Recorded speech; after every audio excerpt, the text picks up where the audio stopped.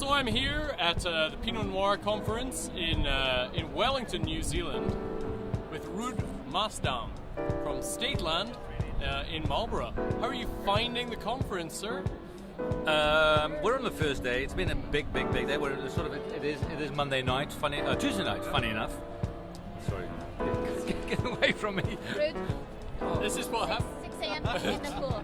6 a.m. in the pool. 6 a.m. in the Wednesday pool. night, 6 a.m. We've had a big day. We've had tastings about trying to prove that New Zealand Pinots, I should say, actually age very well.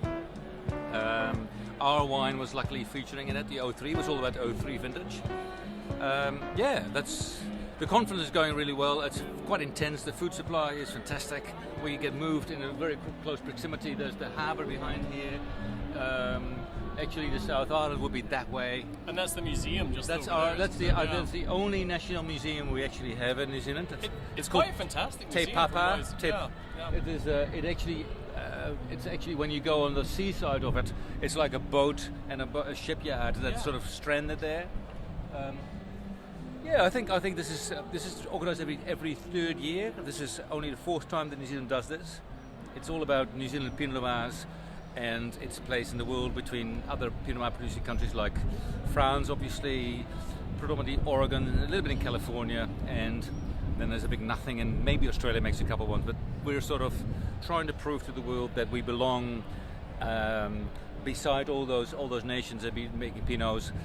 If you give us a bit of time, then the average vine age of New Zealand Pinots is coming if every vineyard in New Zealand Pinot Noir wise would be beyond 10 years, then that sort of stigma of our young and just brewy, fruity stuff is going to be away from us.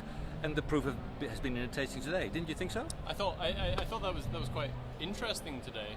I thought people were being very, very complimentary about the wines. Yeah. Because I think we were looking at wines that were 7 years old, and winemaking has improved so much within those 7 years within New Zealand, much more so than perhaps anywhere else in the world, as far as I'm concerned. Well, what is important with us is that we've only started this Pinot Noir making in 1985-ish, say.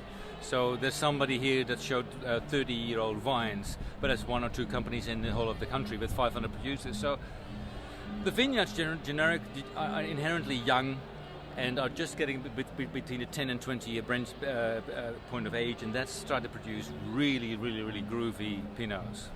Now, if the wind is really bad in here, because I don't have a wind baffle on the microphone, we're going to be meeting in a few days' time down in Marlborough, so we can catch up there, because I wouldn't mind some shots of your vineyard. Perhaps we can speak about your own project as we get down there. How does that sound? Let's do that. Excellent. Thank you very much, sir.